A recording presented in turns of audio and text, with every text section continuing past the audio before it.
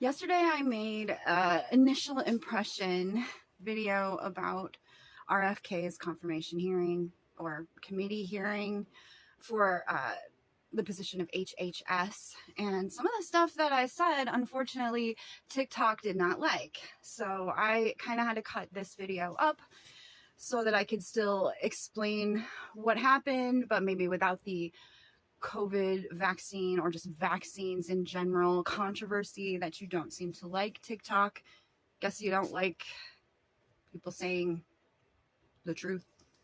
So is that going to get this video kicked off too? I don't know. It's really hard to talk about RFK and being a health secretary when you can't talk about the actual health of people. When they get certain procedures, and in some cases maybe no testing was done for certain age groups. Is this gonna get me kicked off to TikTok? How do it's like I gotta speak in code or something. Anyway, I wanted to continue to talk about what happened without TikTok shutting me off. So let's just start with the beginning of the committee hearing. The chairman's name is Mr. Crapo. C-R-A-P-O. How would you pronounce that? I can't think of anything other than Mr. Crapo. But I actually liked what Mr. Crapo had to say. I did not like, I think it was Mr. Wyden, the Democrat, the co-chair. Doesn't even deserve that title. Why don't we just call him the smearer in chief? He had a lisp that was driving me nuts. It just made it so that he sounded like Elmer Fudd or Kripke on The Big Bang Theory. Remember Kripke and his lisp? So yeah, I mean, I'm listening to everything that Mr. Wyden had to say and trying to give him the benefit of the doubt. Oh, he doesn't know what he's saying. Oh, he's just repeating propaganda. It gets to the point where I cannot tell myself that anymore. He knows what the truth is. He's hiding part of it so that it looks worse than it is. And it makes it so that all these little paperwork things that they got to put, all of these inserts that they want to put on the record, it doesn't matter whether or not they've been disproven or if there's any sort of comparative study that was done. As long as the results are what they want, and the quote is what they want, the Democrats will say it's just the complete truth. And not only that, but they don't allow someone like RFK Jr. to actually answer the questions that they have. The questions. They're not questions. If there's anything the Democrats are good at besides hypocrisy, it is political theater. They have to know they're full of it. They have to. And how many of these politicians were in drama class? It's just, the way they deliver their remarks is just, even the hammiest actor is not that hammy.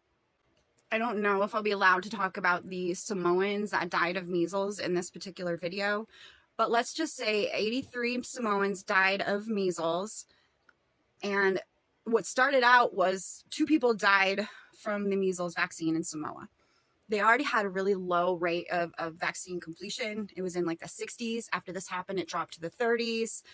A couple of years after the 2 kids died, another 2 people died. And shortly after that, RFK went to visit Samoa to talk about something that was not related to the vaccines. At least according to RFK Jr., he said that this visit to Samoa wasn't about the vaccines. It was about something else. Of course, the Democrats say that it was. Like, RFK went there and told everybody, don't get the measles vaccine. And that's why 83 people died. That's not true at all.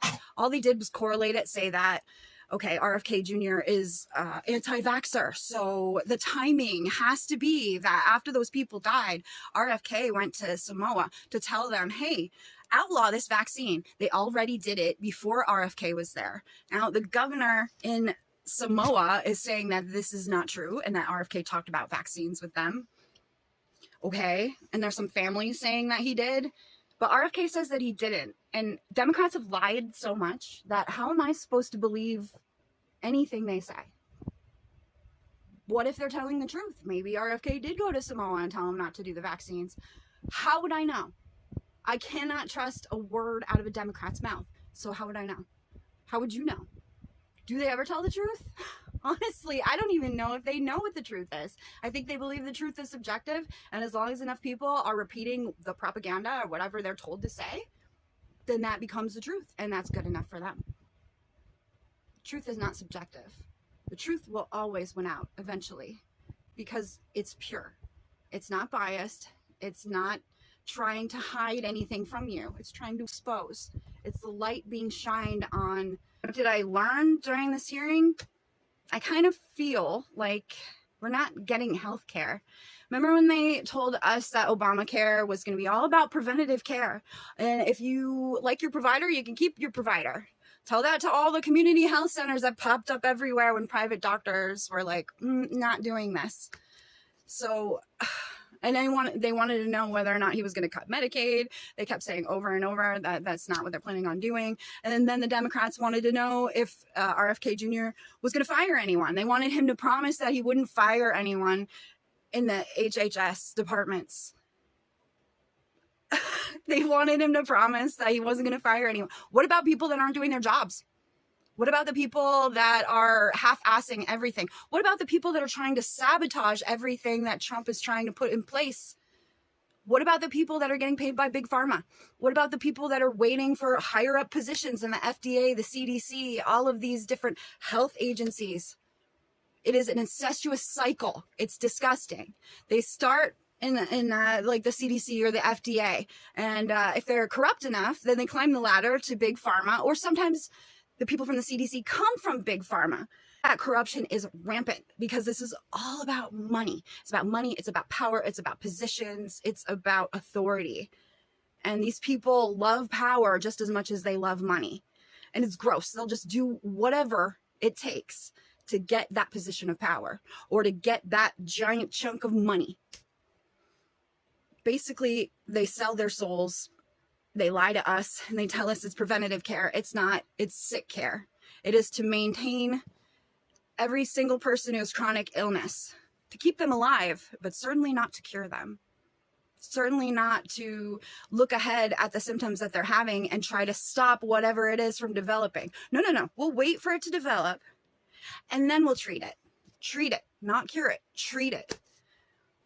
I feel like with the Affordable Care Act, Obamacare, we were sold so many lies. And now the system is so screwed up that if you're not like dead poor, how do you afford your insurance?